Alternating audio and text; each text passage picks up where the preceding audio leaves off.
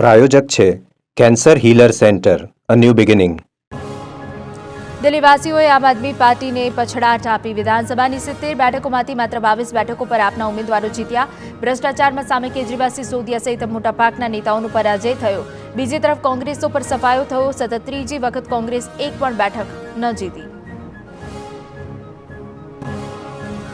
દિલ્હીના પૂર્વ સીએમ અને આપના રાષ્ટ્રીય કન્વીનર કેજરીવાલ નવી દિલ્હી બેઠક પરથી ચૂંટણી હારી ગયા. ભાજપ ઉમેદવાર પરવેશ વર્માએ કેજરીવાલને 3000થી વધુ મતોથી હરાવ્યા. કેજરીવાલની નવી દિલ્હી બેઠકના 20 ઉમેદવારોએ પોતાની ડિપોઝિટ ગુમાવી. તેમને મળેલા મતો 2 અંક સુધી પણ પહોંચી ન શક્યા. દિલ્હીના પરિણામો બાદ ગાંધીનગર કમલમમાં ઉજવણી કરવામાં આવી. કેબિનેટ પ્રધાન ઋષિકેશ પટેલે કહ્યું, જુઠ્ઠાણાનો અંત દિલ્હીની પ્રજા લઈ આવી. હવે દિલ્હી વિકાસી રાજનીતિ તરફ આગળ વધશે. 10 વર્ષમાં દિલ્હી અને દિલ્હીવાસીઓએ અનેક કષ્ટ સહન કર્યા. દિલ્હીમાં પ્રચંડ વિજય બાદ અમદાવાદમાં ભાજપ કાર્યાલય પર જશ્નનો માહોલ જોવા મળ્યો.